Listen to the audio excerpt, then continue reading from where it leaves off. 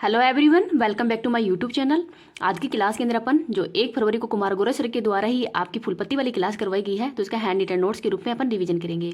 तो ये क्लास है वो आपके लिए वेरी इंपॉर्टेंट होने वाली है, तो प्लीज़ लास्ट तक क्लास को देखना है। तो चलो बिना टाइम वेस्ट की क्लास की शुरुआत करते हैं क्वेश्चन नंबर 1 से। ट्रांसपेरेंसी इंटरनेशनल के ही भ्रष्टाचार धारणा सूचकांक 2023 के अंदर भारत की रैंक कौन सी है? तो है 93। तो हाल ही के अंदर ही भ्रष्टाचार धारणा सूचकांक 2023 जारी किया गया है। तो जारी करता है ट्रांसपेरेंसी इंटरनेशनल, और इसमें भारत का स्थान है वो 93वां है। और 2022 के अंदर भारत की रैंक है वो थी 85, और अब की बार 93वां है। तो भारत का मतलब जो भ्रष्टाचार है वो बढ़ा ही है भारत के अंदर। स्कोर है 39/10, और पहला स्थान डेनमार्क का है, अंतिम स्थान 180वां है सोमालिया का। तो 180वें स्थान पर सोमालिया है, पहले स्थान पर डेनमार्क है, और भारत का स्थान है 93वां। तो इसको भी याद रख लीजिएगा। ललन टॉप क्वेश्चन में महत्वपूर्ण इंडेक्स के अंदर भारत की रैंक कौन सी है ये देखते हैं। भुखमरी सूचकांक के अंदर भारत की रैंक 111वीं है। हेनली पासपोर्ट इंडेक्स में भारत की रैंक 80वीं है। ग्लोबल फायर पावर इंडेक्स में भारत की रैंक 4th है, और शेयर मार्केट के अंदर भी भारत की रैंक 4th ही है। विश्व शांति एंड खुशहाली सूचकांक के अंदर भारत की रैंक 126वीं है। फ्रेज फ्रीडम इंडेक्स में भारत की रैंक 161वीं है। लॉजिस्टिक परफॉर्मेंस इंडेक्स में भारत की रैंक 38वीं है। आगे है ग्लोबल जेंडर गैप इंडेक्स में भारत की रैंक 127वीं है। 19वीं एशियन गेम्स के अंदर भारत की रैंक 4th है। पैरा एशियन गेम्स में भारत की रैंक 5वीं है, और क्रिप्टो एडेप्शन के इंडेक्स के अंदर भारत की रैंक है वो 1st है। इसको भी याद रख लीजिएगा। इस क्लास की पीडीएफ है वो आपको टेलीग्राम पे मिल जाएगी। टेलीग्राम का लिंक इस वीडियो के कमेंट सेक्शन के अंदर पिन कर दूंगी। आगे देखते हैं क्वेश्चन नंबर 2। WHO ने ही औद्योगिक रूप से उत्पादित ट्रांस फैट को खत्म करने के लिए ही पहली बार किन देशों को सम्मानित किया है? तो ये 5 देशों को हाल ही में सम्मानित किया है WHO के द्वारा ही। डेनमार्क, पोलैंड, सऊदी अरब, थाईलैंड और लिथुआनिया। तो इन 5 देशों को सम्मानित किया है। तो WHO की एक पहल थी, रिप्लेस पहल, ट्रांस फैट को रिप्लेस करने की ही 2018 से 2023 तक की। तो इन 5 देशों ने इन मतलब जो ट्रांस फैट है इसको कम करने का काम किया है, तो इस वजह से WHO ने इसको सम्मानित किया है। तो ट्रांस फैट होता क्या है? तो एक ही तेल का बार बार यूज करते हैं, जैसे समोसा बनाना, पिज्ज़ा, बर्गर, मिर्ची बड़ा, इन सब के अंदर ही ये ट्रांस फैट जो ऑयल होता है यही यूज किया जाता है, जो भी तले हुए पदार्थ होते हैं उनके अंदर ही। आगे है WHO की स्थापना 7 अप्रैल 1948 को की गई है, और इसके वर्तमान में हेड है doctor Tedros. Lalan top question देखते हैं। डेनमार्क की राजधानी कोपेनहेगन है, मुद्रा क्रोन है, और जो विश्व बैडमिंटन चैंपियनशिप है इसका आयोजन भी कोपेनहेगन के अंदर ही किया गया था। डेनमार्क है ये जटलैंड प्रायद्वीप पर है। बाल्टिक देश, इसमें 3 देश शामिल है, एस्टोनिया, लातविया और लिथुआनिया। लातविया की राजधानी रीगा है। सऊदी अरब की राजधानी रियाद है, और मुद्रा है रियाल। वारसा है जो कि पोलैंड की राजधानी है, वो किस नदी पर है? तो यह है विस्तुल नदी पर।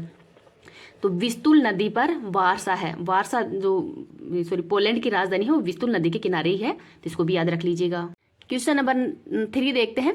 सुल्तान इब्राहिम इस्कंदर किस देश के 17वें राजा नियुक्त हुए हैं? तो ये मलेशिया के। तो जो सुल्तान इब्राहिम इस्कंदर है हाल ही के अंदर राजा नियुक्त हुए मलेशिया के, और ये राजा जहाँ बैठते हैं ये है नेशनल प्लेस। इनका कार्यकाल 5 साल का होता है। 9 शाही परिवार होते हैं, जो कि हर 5 साल बाद में एक परिवार है वो राजा बनता है।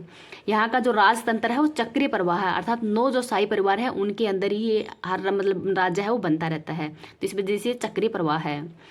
ललन टॉप क्वेश्चन देखते हैं। आसियान की स्थापना 1967 में की गई है। टोटल 11 देश है, Myanmar, Vietnam, Cambodia, Laos, Thailand, Singapore, Malaysia, Indonesia, बुरनई और फिलीपींस। और 11वां देश है वो तिमोर लिस्ते बना है। हेडक्वार्टर कहाँ पे है? तो जकार्ता के अंदर है।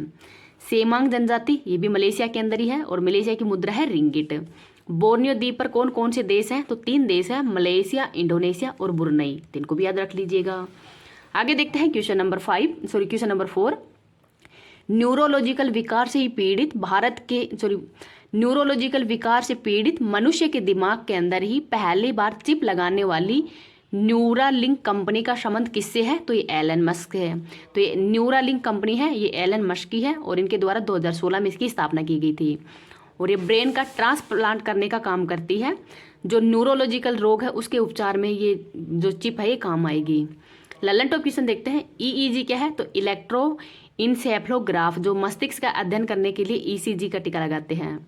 मस्तिष्क का सबसे बड़ा भाग सेरिब्रेम है। ऑक्सीटोसिन हार्मोन तो दूध निष्कासन हार्मोन है। पीयूष ग्रंथि इसको मास्टर ग्रंथि भी कहते हैं। मस्तिष्क की रेत या सैंड ऑफ ब्रेन किसको कहते हैं? तो ये है पीनियल ग्रंथि। तो इनका नाम भी याद रख लीजिएगा। नेक्स्ट देखते हैं क्वेश्चन नंबर 5। भारतीय सेना के लिए ही मोबाइल ब्रिज सिस्टम सर्वत्र है वो किसने लॉन्च किया है? तो DRDO के द्वारा ही लॉन्च किया गया था। तो सर्वत्र ये है क्या? तो आपदा के अंदर ही पानी के अंदर जो ब्रिज बनाकर कनेक्टिविटी प्रोवाइड करने का काम करेगी, और इसका निर्माण है वो भारत अर्थ मूवर्स लिमिटेड बेंगलुरु के द्वारा किया गया है। तो निर्माण तो ये भारत अर्थ मूवर्स लिमिटेड बेंगलुरु ने किया है और लॉन्च DRDO ने किया है। DRDO की स्थापना 1 जनवरी 1958 को की गई है। वर्तमान में हेड समीर कामत है। हेडक्वार्टर नई दिल्ली के अंदर ही है और ध्येय वाक्य है बलस्य मूलम विज्ञानम। तो इसको भी याद रख लीजिएगा। अस्त्र क्या है? तो ये हवा से हवा के अंदर ही एक बिहाइंड विजुअल रेंज है। वरुणास्त्र एंटी टोरपीडो है। विजय राघवन पैनल, तो DRDO के कार्य से संबंधित जांच के लिए विजय राघवन पैनल वो बनाया गया था। INS विक्रांत, तो ये पहला स्वदेशी विमान वाहक पोत है।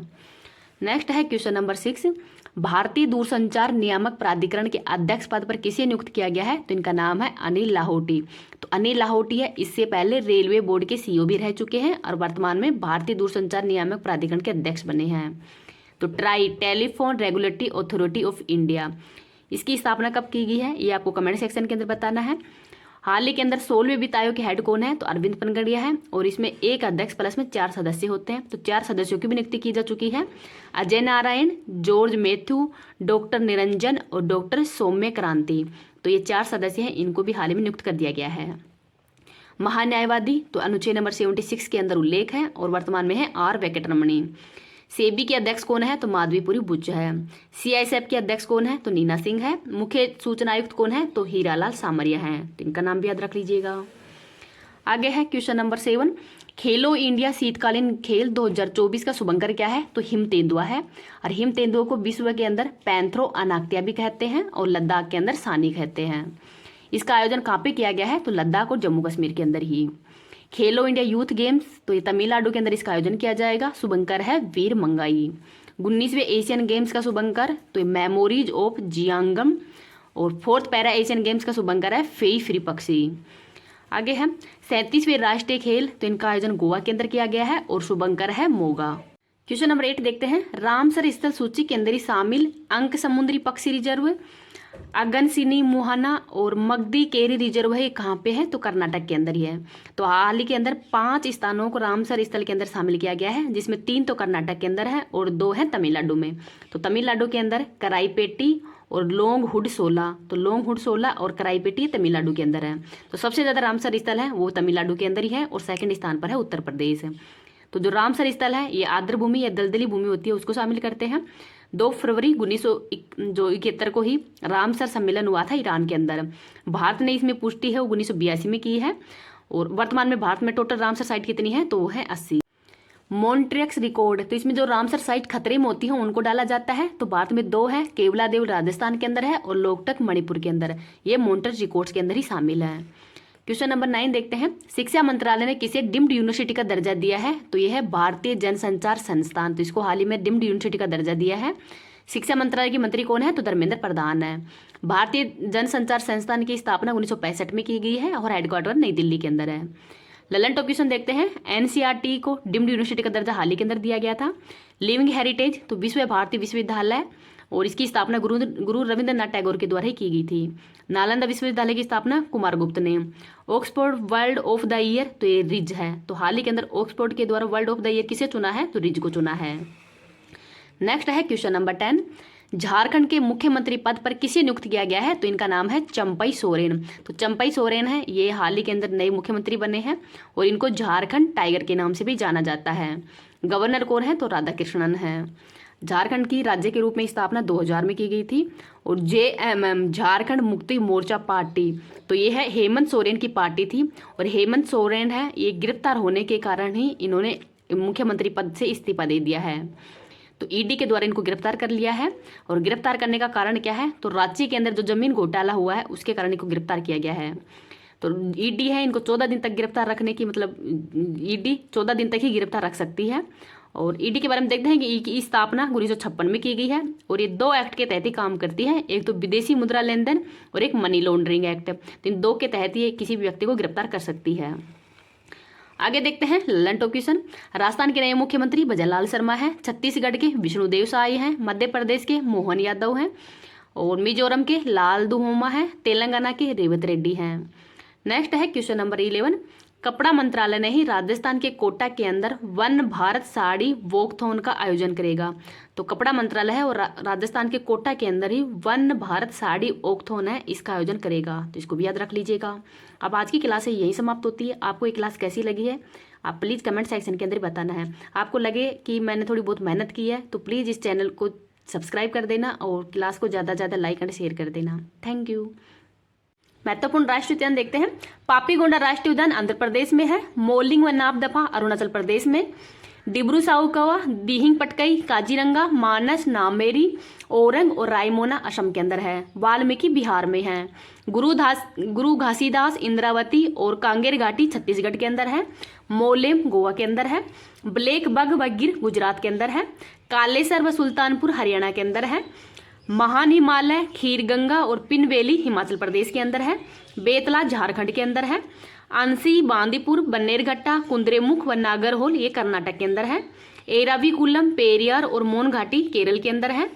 बांधवगढ़, सतपुड़ा, वन विहार, पेंच, कान्हा, कुन्नो और महादव तथा पन्ना ये मध्य प्रदेश के अंदर ही है।